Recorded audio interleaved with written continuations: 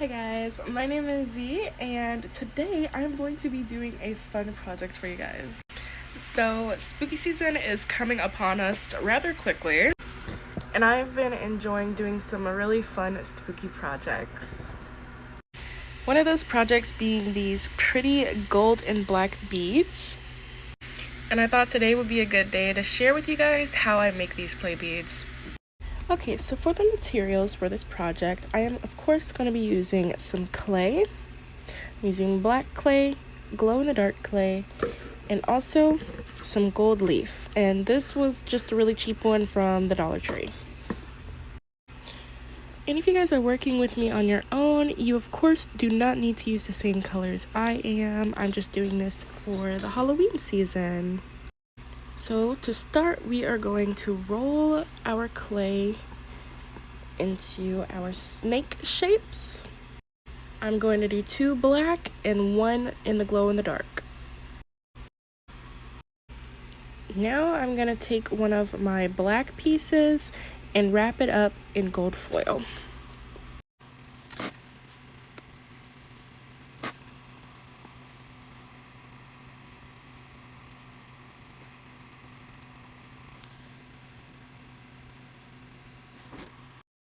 Alright, so now we're going to stack them together, and then this is what we would call a cane in the clay world.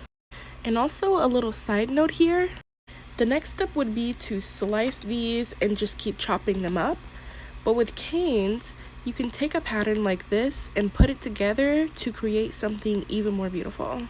Here is a quick and rough example of a clay slab, but I can do a more in-depth video on this if you guys would like me to.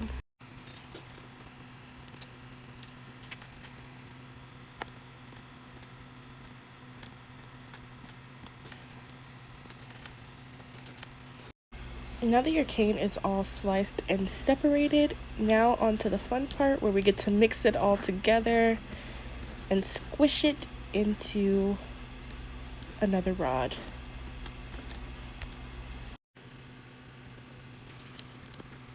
These colors are coming out so pretty already.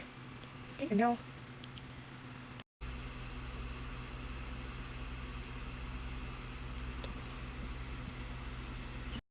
now there are many ways to get your beads. You could either flatten this all out with a roller and then use a stencil to cut out the bead shape. But since I don't have a stencil small enough for the size beads that I like to use, I just cut the snake into little bits. Or I can rip it off and then roll them into the bead shape.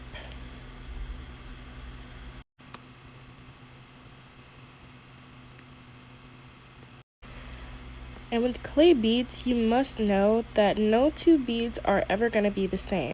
This is a process that takes time and energy, and you're not a machine. So it's okay if your beads aren't perfect. So our beads are just about done. All they are missing is the hole. And for that, I will just be using a pointy tool like this one with a bunch of clay all over it. And you guys can either do it this way before baking your beads, or if you have a Dremel, you can do it after and just cut through once it's all nice and dry. Not dry, but hardened.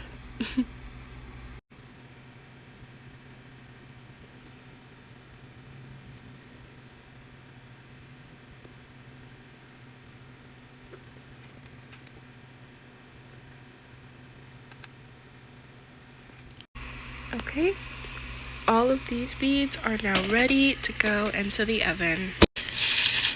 So here they are all cooked up, and I made a terrible mistake by putting the temperature up too high on my oven. You can kind of see on some of them, like this one where the glow in the dark was, it's now like a burgundy purple. Don't get me wrong, they definitely still look cool, but not exactly what I was going for. So if you guys are doing this at home, be sure to read the directions on your clay packet to make sure that you aren't cooking these too high.